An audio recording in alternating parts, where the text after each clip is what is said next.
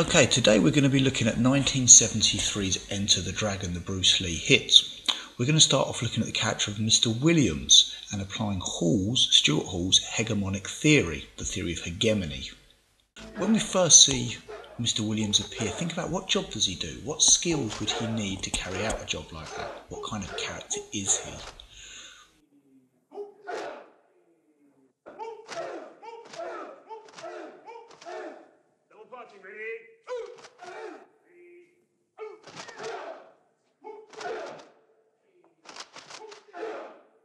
Later on we see him fight with the policemen. We know they're corrupt, but what kind of character is he? Would a hero fight with the police?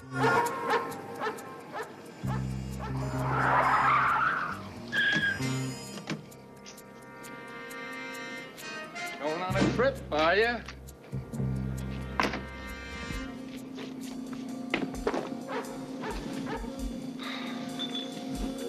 Hey, this jig's got a passport. Where you going, Jig? Where's the plane ticket for? Hong Kong. By Hawaii. He's not going to Hawaii. Well, look what we got here! Holding a police officer.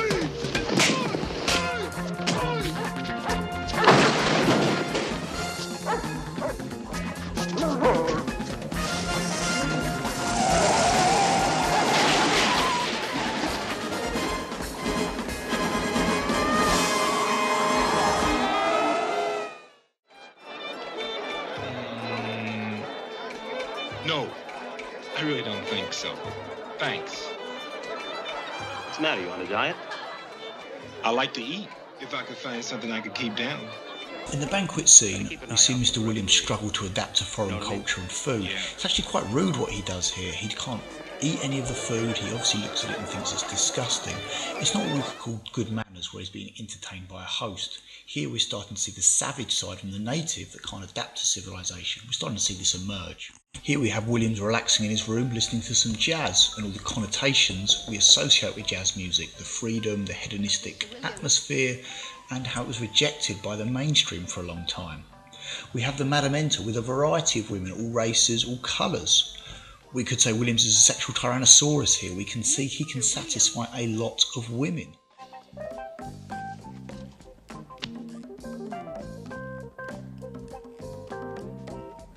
For me? You shouldn't have. But I'll take you, darling. And you. And you. And you. Please understand, if I missed anyone, it's been a big day. I'm a little tired. Oh, of course, Mr. Williams. You must conserve your strength. Usually, he could satisfy a lot more, and the Madam doesn't seem the slightest bit surprised by this. She accepts that this native, this foreign man, is capable of all these things. This can be contrasted with Williams' partner, Mr. Roper, the white character. He chooses quality over quantity, preferring to pick one woman, and in doing so he picks the Madam, who we assume is more experienced. She's also a white woman who we also see in charge of the other races. The idea is that Roper is choosing perhaps someone more of his own level. Hi. Well, one more lovely than the next. What'd you have in mind? Pick one. I already have. Wise decision. Mr. Williams' first fight scene is probably a little lacking in honour, as Roper bets on him to win. They've got a good scam going here. It's dishonourable, not what you would expect from a man of good breeding. The first fight, he's very controlled in his actions. He defends for a long time before lashing out and winning.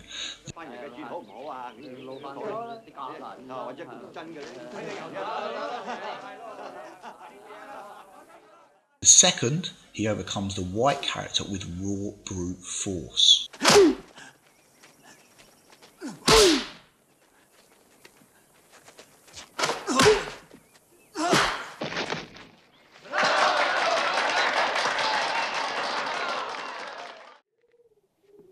Your style is unorthodox.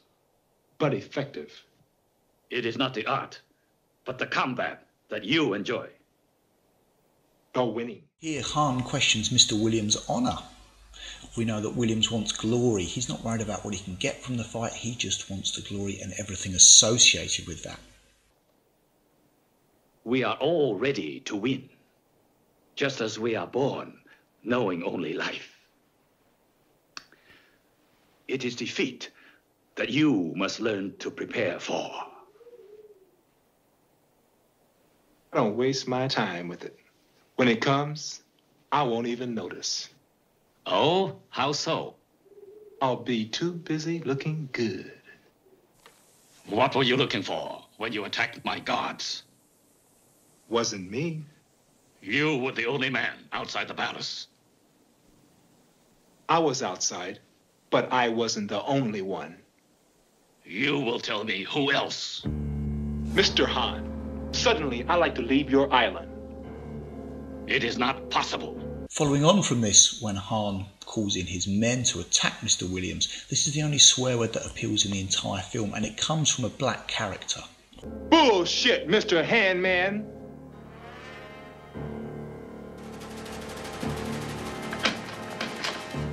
Man, you come right out of a comic book.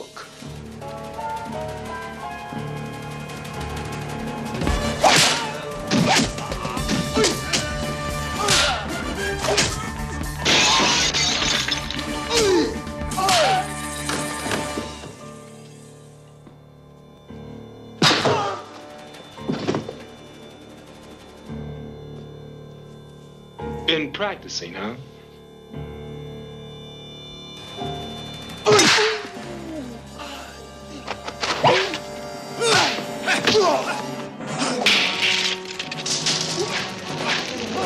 Hahn easily beats Mr. Williams, absolutely crushing him despite his goons losing.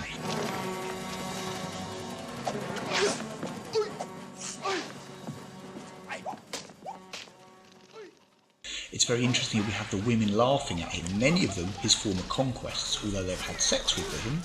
They've no real feelings for him, it was purely a business deal.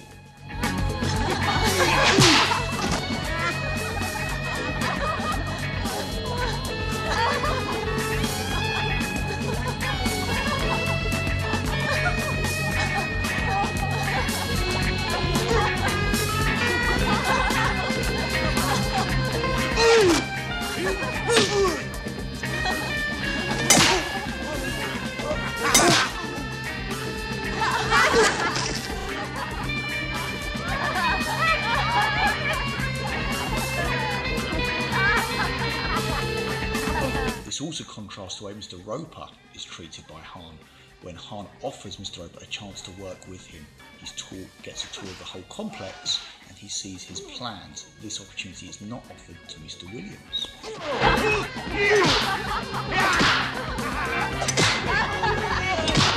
Despite his brute force and his sexual ability, Mr. Williams receives no affection from the women as he's being beaten by Hahn, who, despite only sleeping with the one woman, you can see that she obviously cares for him. Again, just showing that he's a little bit more important than the black character.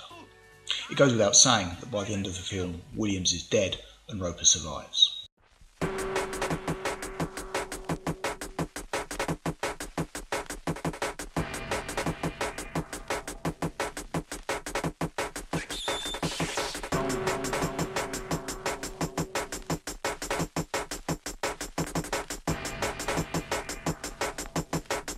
The art of fighting without fighting.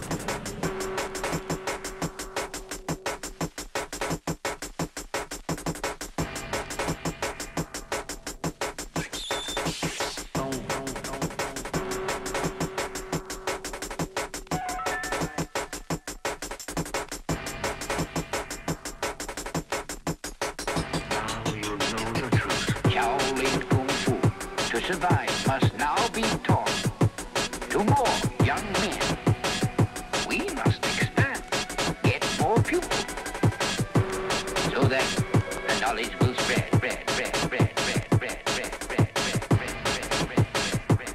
The art of fighting without fighting. Show me some of